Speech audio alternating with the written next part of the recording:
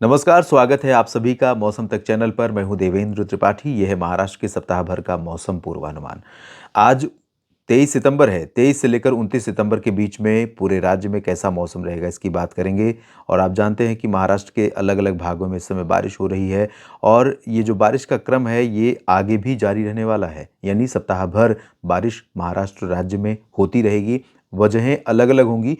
इस समय अरब सागर से काफ़ी मॉइस्चर आ रहा है और सप्ताह के आखिरी दिनों में और यहाँ तक कि सितंबर के आखिरी दिनों में महाराष्ट्र के जो उत्तरी कोंकण गोवा के क्षेत्र हैं इन भागों पर काफ़ी ज़्यादा मॉइस्चर आएगा, तो यहाँ पर और बारिश होने की संभावना उस समय बनेगी।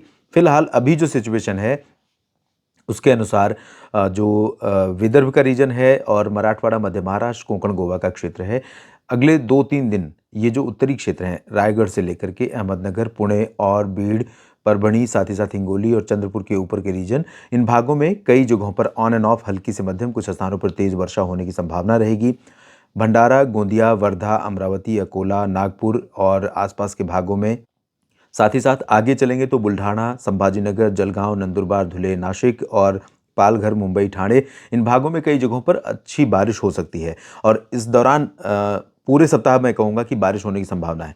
लेकिन आखिरी जो 3 दिन होंगे यानी कि आज 23 है, 23, 24, 25, 26, 4 दिन तो इस तरह की संभावना रहेगी और 27, 28, 29 आखिरी जो 3 दिन होंगे उस दौरान ये जो विदर्भ का रीजन है यहाँ पर बारिश कम हो जाएगी और कोंकण गोवा में थोड़ी बारिश कम हो जाएगी और उस दौरान बारिश की गतिविधियां ज़्यादातर उत्तरी मध्य महाराष्ट्र, एडजॉइनिंग मराठवाड़ा और पश्चिमी विदर्भ के कुछ रीजन में देखने को मिलेगी। यानी वाशिम, अकोला, बुल्ढाना, हिंगोली, परभणी, बीड़ और अहमदनगर, संभाजीनगर, नाशिक, जलगांव, इन भागों में कुछ स्थानों पर अच्छी खासी बारिश देखने को मिल सकती है 27, 28 और 29 सितंबर को। उसके बाद धीरे-धीरे अगले सप्ताह जो आएगा उस दौरान कोंकण गोवा पर फिर से बारिश की गतिविधियां बढ़ेंगी, लेकिन उस दौरान थोड़ा-सा कमी बारिश में आएगी यहाँ पर। और दक्षिणी क्षेत्रों में अगर मैं देखूँ तो दक्षिणी भाग जिसमें गढ़चिरौली, चंद्रपुर के दक्षिणी क्षेत्र, यवतमाल के दक्षिणी भाग, नांदेड़, लातूर और उस्मानाबाद के दक्षिणी हिस्से, खासतौर पर क्योंकि उस्मानाबाद देखिए लंबा है।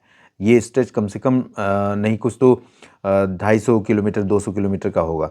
अब 200 किलोमीटर में माफ़ कीजिएगा 200 किलोमीटर मैं ज़्यादा बता रहा हूँ, तकरीबन होगा 50-60 किलोमीटर के आसपास। तो ये लंबा स्ट्रेच है, ऐसे में दक्षिणी क्षेत्रों में बारिश की संभावना कम दिख रही है उत्तरी भागों की तुलना में।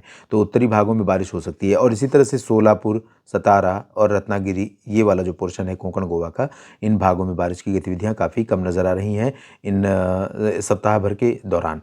तो ओवरऑल देखें तो उत्तरी क्षेत्रों में ज़्यादा वर्षा होने की संभावना है, इंक्लूडिंग मुंबई और पालघर, नासिक, नंदुरबार, अहमदाबाद और नागपुर, इन भागों में चांसेस बारिश के ज़्यादा दिखाई दे रहे हैं दक्षिणी भागों की तुलना में।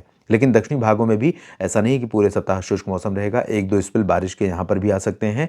और जब बंगाल की खाड़ी और अरब सागर में जो आगामी सिस्टम बनने वाले हैं, अगर ये सिस्टम बनते हैं तो देखना ये होगा कि उनका ट्रैक क्या रहेगा और उसके बाद महाराष्ट्र पर उनके प्रभाव की बात की जा सकेगी। उससे पहले कहना जल्दबाजी है, लेकिन जो यहाँ पर कोंकण गोवा के उत्तर में तटों के पास अरब सागर में सिस्टम बनता हुआ, संभावित सिस्टम बनता हुआ दिखाई दे रहा है। अगर यहाँ सिस्टम बनता है तो महाराष्ट्र के कई क्षेत्रों में बारिश की गतिविधियां अगले सप्ताह में काफ़ी बढ़ जाएंगी, जब सितंबर बीत रहा होगा और अक्टूबर का आगमन हो रहा होगा। इस बुलेटिन में फिलहाल इतना ही।